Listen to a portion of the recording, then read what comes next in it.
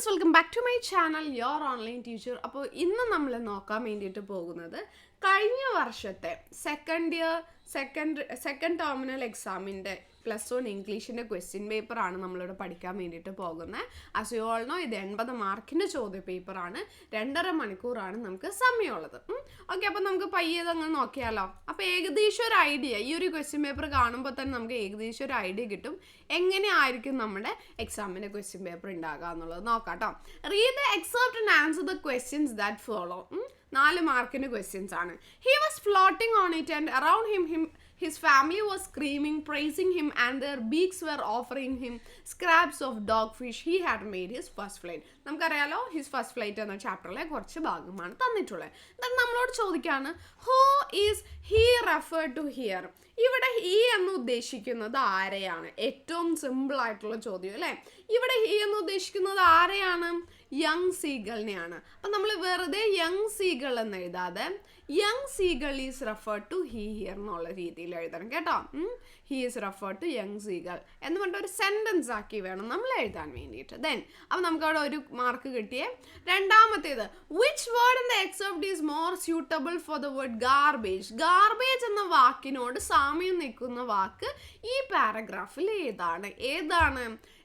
His beak and their beaks were offering him scraps of dogfish. അതായത് dog fish, അവർ പിടിച്ച dog ഫിഷിൻ്റെ ബാക്കി ഭാഗം കൊടുത്തു എന്നുള്ളതാണ് അല്ലേ. അപ്പോൾ അതാണ് ഇവിടെ എന്ത് വരുന്നത്? ഗാർബേജ് എന്ന വാക്കിനോട് ഏകദേശം അർത്ഥം വരുന്നത്. അപ്പോൾ അവിടെ നമുക്ക് 1 മാർക്ക് കിട്ടി. How did young seagull achieve his first flight? 2 മാർക്കിൻ്റെ ചോദ്യമാണിത്. യങ് സീഗൾ എങ്ങനെയാണ് അവൻ്റെ ഫസ്റ്റ് ഫ്ലൈറ്റ് അച്ചീവ് ചെയ്തതെന്നാണ് നമ്മളോട് ഇവിടെ ചോദിച്ചിരിക്കുന്നത്.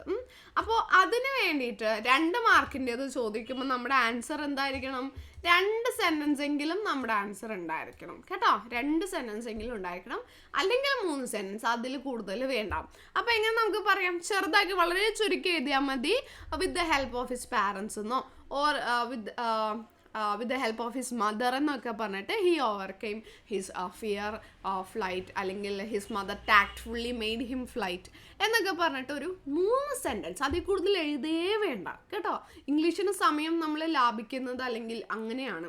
2 മാർക്കിൽ കൂടുതൽ ഇവിടെ നമ്മൾ എന്തുമാത്രം എഴുതി വെച്ചാൽ നമുക്ക് കിട്ടില്ല. അതുകൊണ്ട് 3 സെൻറ്റൻസിൽ കൂടുതൽ നിങ്ങൾ എഴുതുകയേ ചെയ്യരുത്. ഓക്കെ, അപ്പോൾ അവിടെ നമുക്ക് മൊത്തം 4 മാർക്ക് കിട്ടിയേ.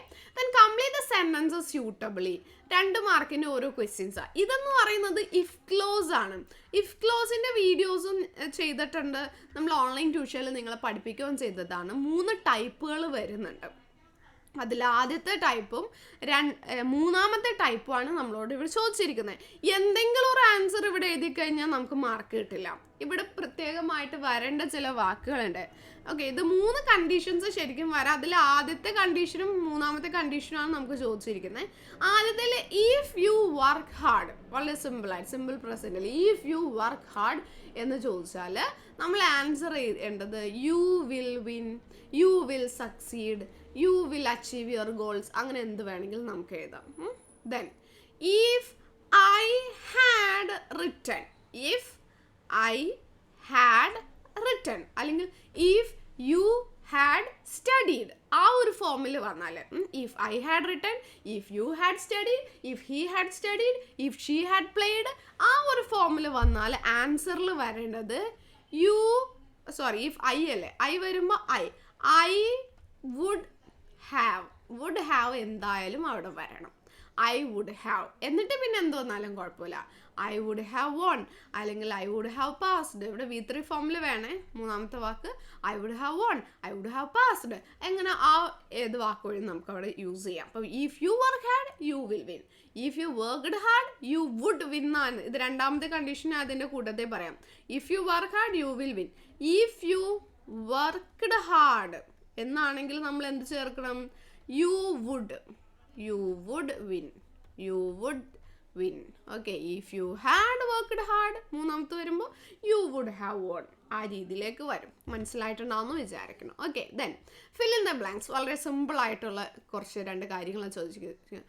While the revision process dash going on he made a trip to Switzerland. Revision process നടന്നുകൊണ്ടിരിക്കുകയല്ല, അയാൾ എന്ത് ചെയ്തു? സ്വിറ്റ്സർലൻഡിലേക്ക് പോയി. വൈൽ ദ റിവിഷൻ പ്രോസസ്, ഏത് വാക്ക് നല്ലത് ചേരുന്നത്? While the revision process was നടന്നുകൊണ്ടിരിക്കുകയല്ലേ. Then after my address, hundreds of hands dash raised for asking questions. After my address hundreds of hands ഒരുപാടുണ്ടല്ലേ, അത് കഴിഞ്ഞു പോയൊരു കാര്യമാണ്. സോ ഹൺഡ്രഡ്സ് ഓഫ് ഹാൻഡ്സ് ആറല്ല, ഈസും അല്ല, വാസും അല്ല, വേറാണ് വരുന്നത്. ഓക്കെ, ദെൻ നമുക്ക് ആ ഒരു സ്റ്റീഫൻ ഹോക്കിങ്ങിൻ്റെ ചാപ്റ്ററിൽ നിന്ന് ഒരു പാരഗ്രാഫ് തന്നിട്ട് question ചോദിച്ചേക്കാണ്.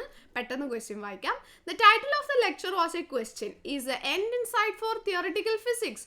Hawking startled his listeners by announcing that he thought it was. He invited them to join him in a sensational escape through time and space to find the holy grail of science, the theory that explains the universe and everything that happens in it. What was the title of the lecture? ലെക്ചറിൻ്റെ title എന്തായിരുന്നു? വളരെ simple question ആണ്. ലെക്ചറിൻ്റെ title എന്തായിരുന്നു? Is the end in sight for theoretical physics. സിമ്പിളാണ്, ഒരു mark കിട്ടി. How did Stephen Hawking startled his listeners? എങ്ങനെയാണ് അദ്ദേഹം ലിസണേഴ്സിനെ ഒന്ന് അമ്പരപ്പിച്ചത് അല്ലെങ്കിൽ ഞെട്ടിച്ചത് എന്നൊക്കെ ചോദിക്കുന്നുണ്ട്. എങ്ങനെയാണ്? He thought that by announcing that he thought he thought that he saw an end for theoretical ഫിസിക്സിന് ഒരു എൻഡ് വന്നു എന്ന് അദ്ദേഹം കരുതി എന്ന് പറഞ്ഞുകൊണ്ടാണ് അവർ പേടിപ്പിക്കുന്നത്. Then to find what Stephen Hawking invited his listeners through time and space. എന്ത് കണ്ടുപിടിക്കാനാണ് ലിസണേഴ്സിനെ അദ്ദേഹം ക്ഷണിച്ചത്? ഹോളി ഗ്രെയിൽ ഓഫ് സയൻസ് അല്ലേ? To find holy grail of science. അപ്പോൾ next question, what is holy grail of science? എന്താണ് holy grail of science?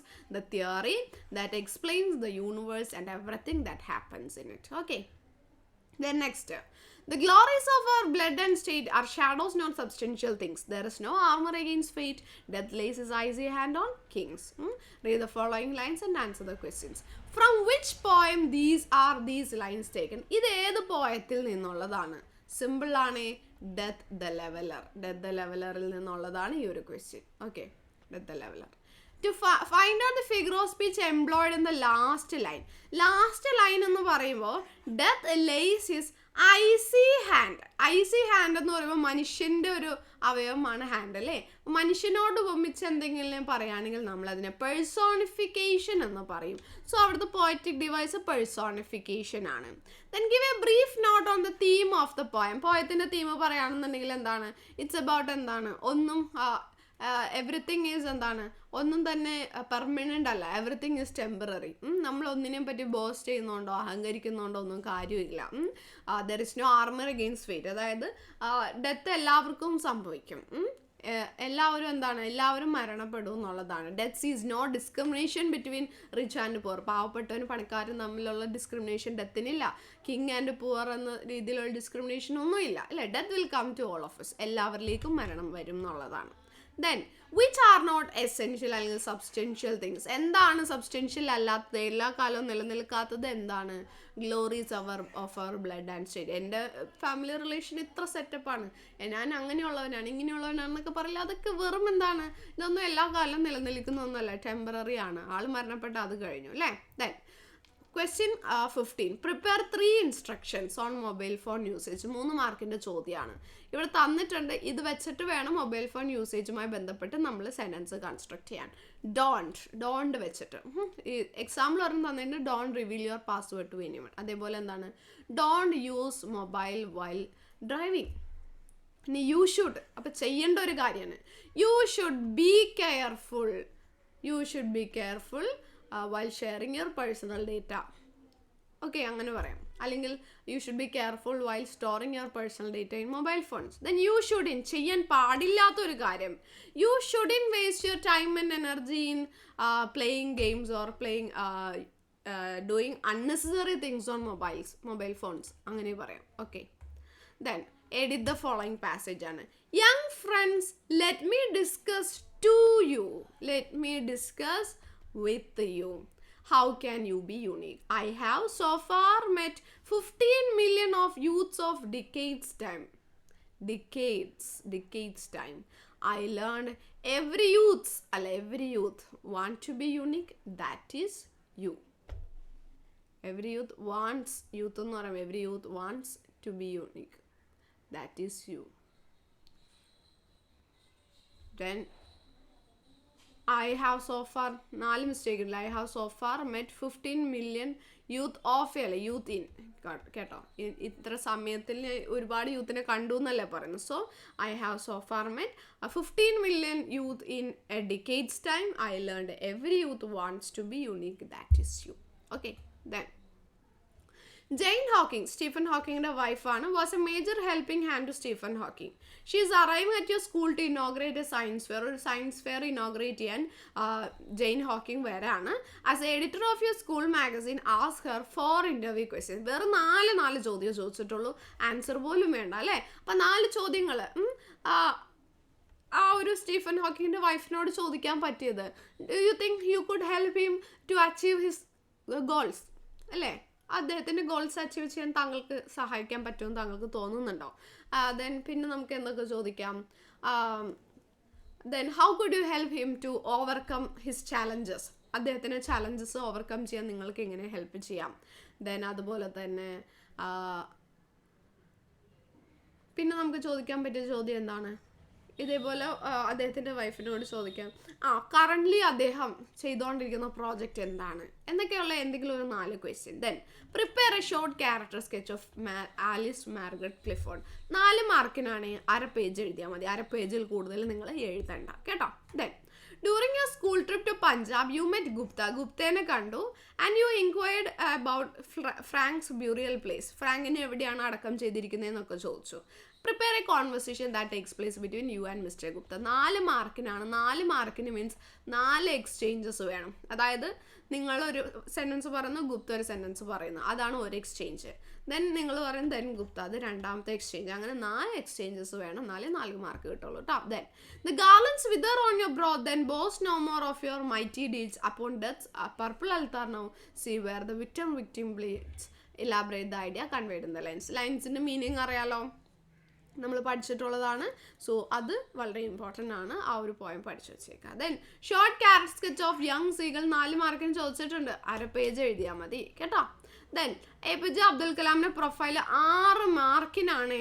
6 മാർക്കിന് ചോദിക്കുന്ന സമയത്ത് നിങ്ങൾ ബോക്സ് വരച്ച് APJ അബ്ദുൽ കലാം എന്ന് വലിയ രീതിയിൽ എഴുതി അതൊന്ന് കടുപ്പിച്ച് അദ്ദേഹം ജനിച്ച വർഷം മരണപ്പെട്ട വർഷം ഒക്കെ ഒരു ബ്രാക്കറ്റിലായിട്ട് കൊടുത്ത് 2015 ബ്രാക്കറ്റിലായിട്ട് കൊടുത്ത് എന്നിട്ട് വേണം സ്റ്റാർട്ട് ചെയ്യാൻ. നേരെ APJ Abdul Kalam was born on എന്ന് എഴുതാതെ അദ്ദേഹത്തിന് എന്താണ് അദ്ദേഹത്തിൻ്റെ ദ ഗ്രേറ്റസ്റ്റ് മാൻ എവർ നോണോ അങ്ങനെ എന്തെങ്കിലും അദ്ദേഹത്തിനെ ഒന്ന് വിശേഷിപ്പിച്ച് വേണം നമ്മൾ സ്റ്റാർട്ട് ചെയ്യാൻ വേണ്ടിയിട്ട്. ബാക്കിയെല്ലാം ബേസിക് ആയിട്ടുള്ള ഗ്രാമറുകൾ നിങ്ങൾ നോക്കിയാൽ മതി. Okay, then the young boy who asked questions to APJ Abdul Kalam was nervous. You would like to motivate him by saying the importance of getting confidence in life. ആ കുട്ടിയെ നിങ്ങൾ കോൺഫിഡൻസ് കൊടുക്കാൻ വേണ്ടിയിട്ട് ആ കുട്ടിക്ക് നിങ്ങൾ ഇമെയിൽ എഴുതാണ്. ആ APJ Abdul കലാമിനോട് question ചോദിച്ച കുട്ടിക്ക് ഇമെയിലാണ്. 6 മാർക്കിനാണ്.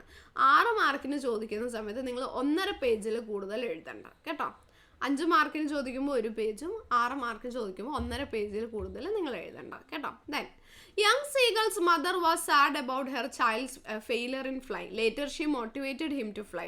Do you think that parents are real force behind our achievements? ഇത് മിക്കപ്പോഴും ചോദിക്കുന്ന ഒരു ചോദ്യമാണ്. Role of our parents in our success. അപ്പോൾ പാരൻറ്റിങ്ങുമായി ബന്ധപ്പെട്ടിട്ട് ഒരു നോട്ട് 6 മാർക്കിന് പ്രതീക്ഷിക്കാവുന്നതാണ്, പഠിച്ചു വെക്കണം കേട്ടോ. Then Stephen Hawking was a supernova of world physics. He came to that level by overcoming his crippling disease. Write a paragraph on Stephen Hawking disease and his never-ending struggle against അല്ലേ? അദ്ദേഹത്തിൻ്റെ ആ ഒരു അസുഖത്തെ പറ്റിയിട്ട് നല്ല രീതിയിൽ പഠിച്ചിട്ടുണ്ടെങ്കിൽ മാത്രമേ നമുക്ക് എഴുതാൻ പറ്റുള്ളൂ. അതുകൊണ്ട് എന്ത് ചെയ്യണം?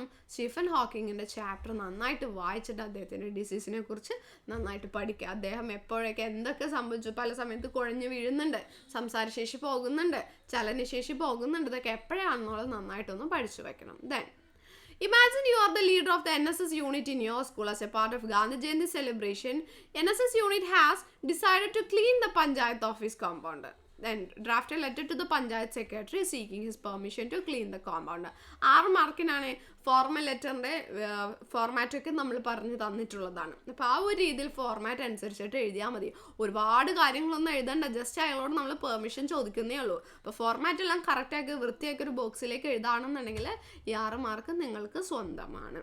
Then Maggie is working as a typist in civil service stores and earning insufficient salary. Seeing her pathetic condition, you would like to write a letter to the head of the civil service stores department requesting him to increase her salary. ഇതും എന്താണ്, formal letter തന്നെയാണ്. Civil service stores ഡിപ്പാർട്ട്മെൻറ്റിൻ്റെ ഹെഡിനാണ് നിങ്ങൾ letter എഴുതുന്നത്. അതും എന്താണ്, ഈ മാഗിയുടെ salary increase ആക്കണം എന്ന് പറഞ്ഞുകൊണ്ട്. സോ ഫോർമാറ്റ് അറിയാലോ, അതനുസരിച്ചിട്ട് എഴുതാൻ പഠിക്കണം കേട്ടോ. then 8 മാർക്കിൻ്റെ ക്വസ്റ്റ്യൻസ് ഏതെങ്കിലും 2 എഴുതിയാൽ മതി. 3 ക്വസ്റ്റ്യൻ നമുക്കുണ്ട്. ഏതൊക്കെയാണ് ക്വസ്റ്റ്യൻ എന്ന് നോക്കാം. Your schools high school section is organising A particular motivation class for those who will attend the arriving SSLC public exam. You're getting a chance to speak on that occasion. Draft a speech to deliver at occasion. ഇത് മിക്ക വർഷം ചോദിക്കുന്ന ഒരു ചോദ്യമാണ്. SSLC സ്റ്റുഡൻസിന് അല്ലെങ്കിൽ exam എഴുതാൻ റെഡിയായി നിൽക്കുന്ന പിള്ളേർക്ക് കോൺഫിഡൻസ് കൊടുക്കുന്നതുമായി ബന്ധപ്പെട്ടിട്ട് ഒരു സ്പീച്ച്. സോ എന്തായാലും അത് 8 മാർക്കിന് പഠിച്ചിരിക്കണം കേട്ടോ. അതുപോലെ തന്നെ ഗാന്ധി ജയന്തി, ഗാന്ധിയുടെ ടീച്ചിങ് മെത്തേഡ്സ്, ആ ഒരു ചാപ്റ്റർ നല്ല രീതിക്ക് വായിച്ച് പഠിക്കണം കേട്ടോ. അതിൽ നിന്ന് ക്വസ്റ്റ്യൻസ് എന്തായാലും ഉണ്ട്. അതിൽ നിന്ന് ഒരു essay ക്വസ്റ്റ്യനെ ചോദിക്കുക. അപ്പോൾ ഇവിടെയും പ്രിപ്പയർ ആൻ essay ആണ്, നോൺ വയലൻസ് ഫിലോസഫി. അപ്പോൾ ഗാന്ധി വന്ന കാര്യങ്ങൾ, വന്നപ്പോൾ എന്തൊക്കെ സംഭവിച്ചു, ഗാന്ധിയുടെ ടീച്ചിങ് മെത്തേഡ്സ്, അങ്ങനെ 2-fold മെത്തേഡ്, എല്ലാ കാര്യങ്ങളും, ഗാന്ധി സ്വപ്നം കണ്ട ഇന്ത്യ, എല്ലാം നമുക്ക് ഇതിലേക്ക് ഇൻക്ലൂഡ് ചെയ്യാമെന്നുള്ളതാണ്. ഇവിടെ ഹിന്റ് തന്നിട്ടുണ്ട്, ഹിന്റ് എപ്പോഴും തരണമെന്നില്ല.